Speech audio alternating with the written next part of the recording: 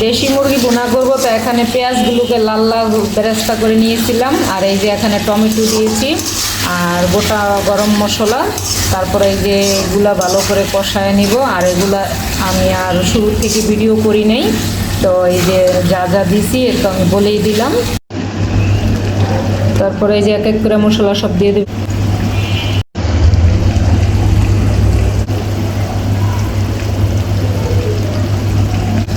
আর লবণ আমি আগেই দিয়েছি, যখন আমি টমেটো দিয়েছিলাম তখনই লবণটা দেওয়া হয়েছিল, এর জন্য টমেটোটা অনেকটা গলে গেছে। এখন এটা ভালো করে কষাবো।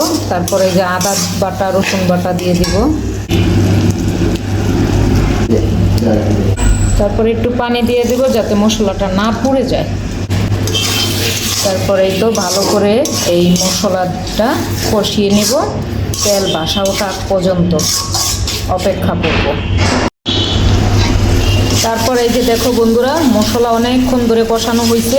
আর মশলার কালারটা দেখছো, টমেটো দিয়ে মুরগির গোস্ত, আমি এটা প্রথমবার রান্তাছি, দেশি মুরগি তাও আবার। আর কালারটা দেখছো কী পরিমাণ সুন্দর আসছে। এখন আমি মুরগিটা দিয়ে দেব। মুরগিটা আগে থেকেই আমি ধুয়ে পরিষ্কার করে রাখছিলাম, এই যে। তারপরে এই তো সব মুরগি তো দেওয়া হয়ে গেছে। এখন মশলার সাথে মিশিয়ে নাড়াচাড়া করে নেব।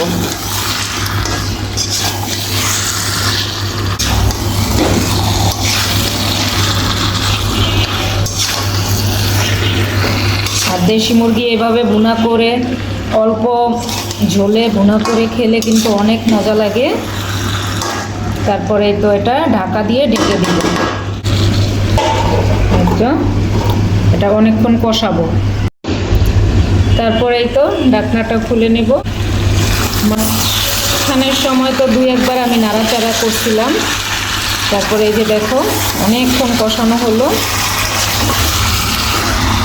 আর তরকারি যত কষানো হয় খেতে তত মজা হয়।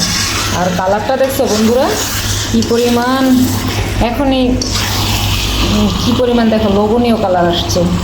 মানে বলতে চাইতেছি এখনই খেতে ইচ্ছা করতেছে। তাও একটু লবণ কম হইলো, তো এই যে আর একটু লবণ দিয়ে দিলাম। এখন ঝোলের জন্য পরিমাণ মতো পানি দিয়ে দিব, দিয়ে ভালো করে নাড়াচাড়া করে নেব।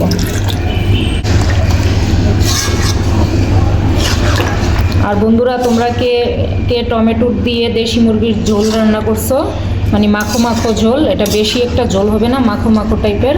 আর এরকম টাইপের ভুনা করে মুরগি খেতে কিন্তু অনেক মজা লাগে, বিশেষ করে দেশি মুরগি। এখন একটু ঢাকা দিয়ে দিব।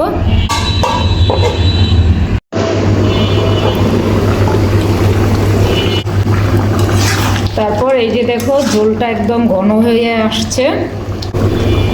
তারপর এই যে দেখো বন্ধুরা ঝোলটা অনেক ঘন হয়ে আসছে। আর কালারটা দেখছো কি আর বলবো। আর রান্নার শুরু থেকে বন্ধুরা দেখাই নাই যে, কারণ পেঁয়াজ বেরেস্তা তো আমরা সবাই করতে পারি, প্লাস রান্নাও সবাই করতে পারি। এখানে এক্সট্রা করে বলার কিছু নেই, শুধু আজকে আমি টমেটো দিয়ে দেশি মুরগি ভুনা করছি। আর এটা খেতে যা হবে না বন্ধুরা, অস্থির। তো এখন আর ঢাকনা দিয়ে ঢাকবো না, ঝোলটা আর একটু ঘন হয়ে আসলে একটু জিরার গুঁড়া দিয়ে নামিয়ে নেব। মুরগি সিদ্ধ হয়ে গেছে অনেকক্ষণ আগেই, তো শুধু ঝোলটা একটু ঘন ঘন করার জন্য আমি এই ডিপ করে রেখেছিলাম চুলার আঁচটা। তো এখন আমি ভাজা জিরার গুঁড়ো দিয়ে একটু নাড়াচাড়া করে নামিয়ে নেব। আর এই মাখো মাখো ঝোলটা দিয়ে গরম ভাত, পোলাও খেতে কিন্তু বেশ ভালো লাগবে। আমি কিন্তু ভাত দিয়ে খাবো এই ভুনা মুরগিটা। আর আমার রান্নাটা যদি তোমাদের কাছে ভালো লাগে তাহলে একটা লাইক দিয়ে দিও বন্ধুরা।